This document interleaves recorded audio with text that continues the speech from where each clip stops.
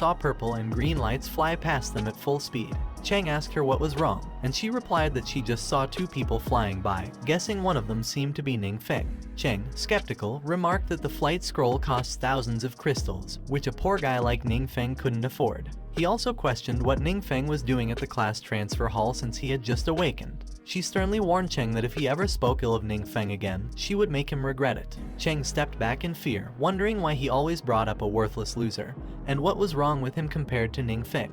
The cleric then diverted their attention by inquiring about her second transformation tasks. Cheng proudly stated his was a grade, lamenting he didn't achieve an S grade. The Berserker man reassured Cheng that an A grade was already commendable and only the luckiest could get an S grade. The mage man added that completing a second transformation at 18 was already an achievement coveted by top universities, and A grade tasks were rare opportunities. The cleric then turned to Wang Yu, who silently looked down, prompting a pause from the group. The cleric noted Wang Yu's strange expression and speculated if she had drawn a task below C rank. Chen smugly thought that even the praised genius girl has her off days, as the task level directly affects attribute bonuses and skill unlocks. Chen consoled her not to be too upset and to just work hard to catch up in the future, offering his help if she fell behind with a C grade task, thinking it was quite a setback. She angrily informed Cheng that she was not upset about an A grade, so she wouldn't be upset about an S grade, leaving her whole team shocked. The cleric asked her why she hadn't said so earlier, and she replied that it was because her situation seemed different from others, revealing her task had unlocked a hidden class never seen before.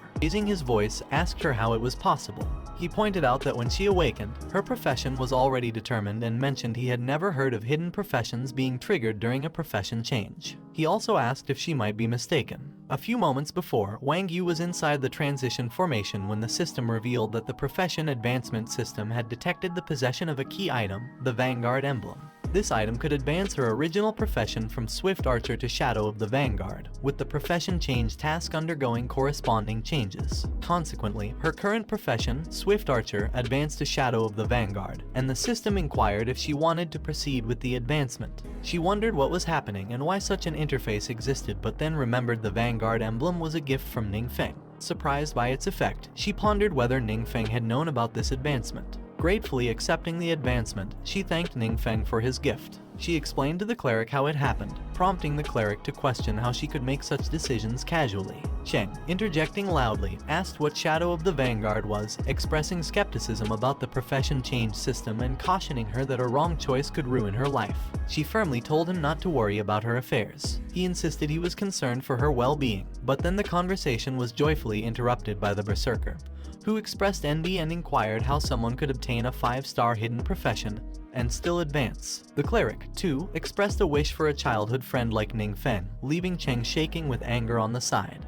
However, Cheng calmed himself, determined to find the emblem regardless of the cost or danger involved. Meanwhile, Ningfeng took out the Divine Emblem, a consumable item of orange quality, granting permanent +5 to stamina and spirit attributes. Consuming it, his S-level completion reached 100%.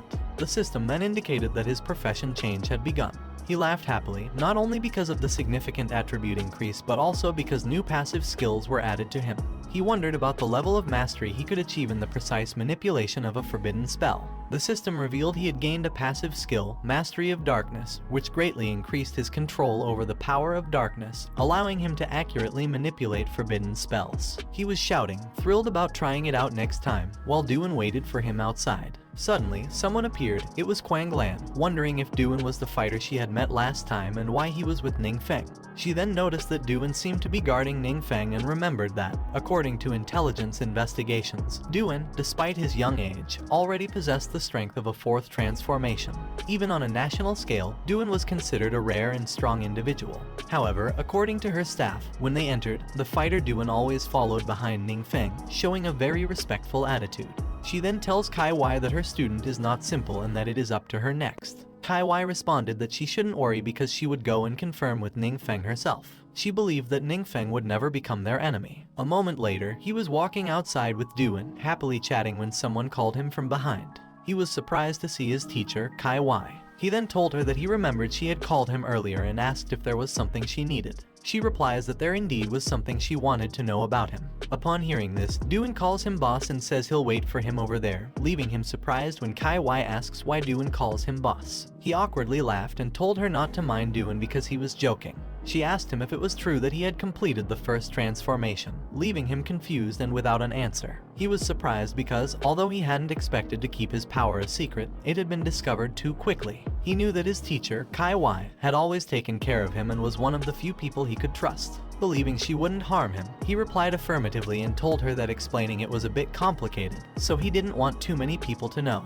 She then posed another question, which she admitted might sound strange, but it was essential for her to confirm. She asked if he had been influenced by the power of darkness. His response was a question in return, wondering why she would ask such a thing and if his system's anomalies were becoming evident. She explained that, as he was aware, the world had recently experienced anomalies, with the boundary between their realm and reality weakening, leading many to be influenced by the power of darkness, gradually transforming into mutants. He replied that he understood her concerns but reassured her there was no need to worry. He was not a mutant. This was a lie, as he knew mutants were closely monitored by the authorities, and he wanted to avoid any association with them. She then produced a black crystal, expressing her hope that he would cooperate with a test. She explained that by injecting his power into the crystal, it would reveal the extent of darkness within him. He looked at the crystal hesitantly, sweating profusely, which did not escape her notice. She wondered if he might indeed be a mutant. With an awkward laugh, he confessed his nervousness, attributing it to the novelty of the situation, and then channeled his power into the crystal, causing it to shatter and explode in Kai Wai's hand. Stunned by the outcome, he questioned what had just happened. Kai Wai, shaken with fear, recalled Quang Lan's explanation that the black crystal was a demon crystal, extremely sensitive to the power of darkness. Authorities often used it to detect mutants. The crystal would vibrate upon detecting darkness, with the intensity of the vibration indicating the level of darkness. However, she was at a loss as to what a direct shatter meant. He admitted to her that it seemed unbelievable for him to change his profession right after awakening, but reminded her of their long-standing relationship, questioning if she didn't at least trust him as a person. She reflected on the young man before her, who had lost his parents at an early age and awakened later than his peers, yet managed to maintain an optimistic and positive outlook. She then responded that she personally trusted him, but it was her duty to report the day's events, hoping he would understand. He reassured her that he understood her position, expressing uncertainty about the official's reaction and contemplating the possibility of leaving Kinyu City if necessary. She then presented him with a gift she had prepared to celebrate his successful completion of the first turn, handing him a purple skill book. Gratefully accepting it, he offered her a gift in return, thanking her for her years of support. The item was a holy feather wing belt, orange in quality, with a level requirement of 30, increasing spirit by 20, stamina recovery and healing effectiveness by 50%, dark resistance by 100%, and featuring the special ability of casting healing spells without chanting, allowing up to 3 inlays. She exclaimed in surprise at its invaluable no-chanting feature, recognizing how it could save lives at critical moments. Despite her protestations about the gift's value, he insisted it was merely loot from his profession's transition task and urged her not to be polite. Announcing his friend was waiting, he excused himself, leaving her to marvel at his departure with Duan. She found it hard to believe Ningfeng had given her such a prestigious item as a gift, pondering over his true nature. Later, at the adventurer's office, Kai Wai presented the shattered black crystal to Quang Lan, who admitted she had never encountered such a phenomenon. As Kai Wai expressed concern over the potential for Ningfeng to be perceived as a threat, Quang Lan advised her to let the matter rest. Questioning the rationale behind this approach, Quang Lan explained that their student might have exceeded their current understanding, suggesting they should aim to win Ningfeng over rather than provoke him by prying too deeply into his abilities. The woman inquired of Quang Lan whether they should proceed with reporting the incident, but Quang Lan decisively replied no, instructing her to suspend the investigation into Ningfeng for the time being, with all related information to be strictly confidential. She emphatically agreed, rationalizing that, given Ningfeng's youth and lack of backing, this decision also served as a form of protection for him.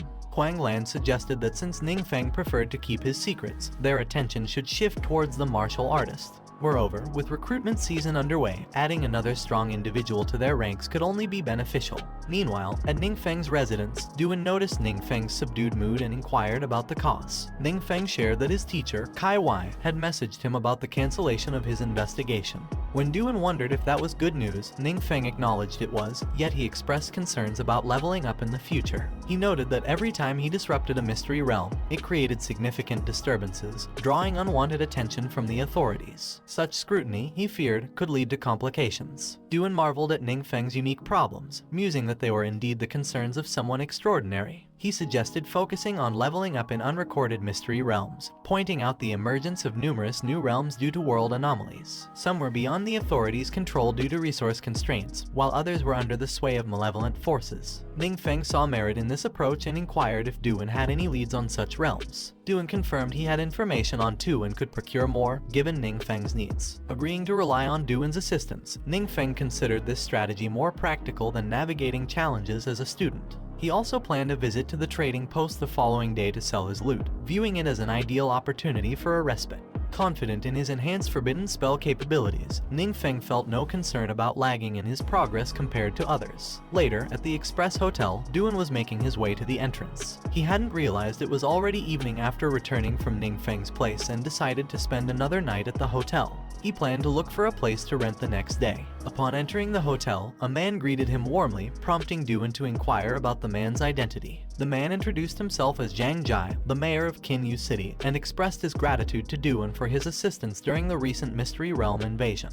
Zhang Jai was eager to know if Duan had any intentions of settling in Kinyu City. Duan confirmed that he did indeed wish to make the city his home. Pleased with this response, Zhang Jai conveyed the city's warm welcome to strong individuals like him and presented Duan with a special adventurer credential. He explained that this credential, issued by the city, came with considerable privileges. Zhang Jai assured Duan that should he need anything in the future, the city would do its utmost to accommodate him. Accepting the card, Duan examined it thoughtfully. Zhang Jai shared that he was aware other cities had previously attempted to recruit Duan, only to be rejected. He hoped Kinyu, being smaller, wouldn't be seen as less desirable by Duan. However, Duan expressed his gratitude and acceptance of the offer, putting Zhang Jai's concerns to rest. Zhang Jai, unaware of Ningfeng's circumstances, was thrilled at the prospect of having Duan, a fourth-turn powerhouse, in Kinyu City. He believed Su Lan's suggestion to recruit Duan was excellent. Upon learning Duan was in search of accommodation, Zhang Jai insisted there was no need for Duan to trouble himself, promising to arrange it immediately. Duan thanked Zhang Jai, appreciating the gesture. Meanwhile, in Ningfeng's home, he won his online game and realized it was very late, so it was time for him to sleep. But he wondered why their class group was still chatting at that late hour. He then opened the chat box and saw his classmate Zhang Luo asking others what level they were now, which his classmates answered. Zhu Nana tells everyone that it looks like they are all below level 30, and Zhang Luo, panic, asks what they should do when all the city's dungeons are closed and they are not being let out of the city easily, so their levels are going to fall behind. Ma Ziobo tells everyone that he heard the goddesses went out of the city, and Fang Yu replies that they went to do their second-tier task.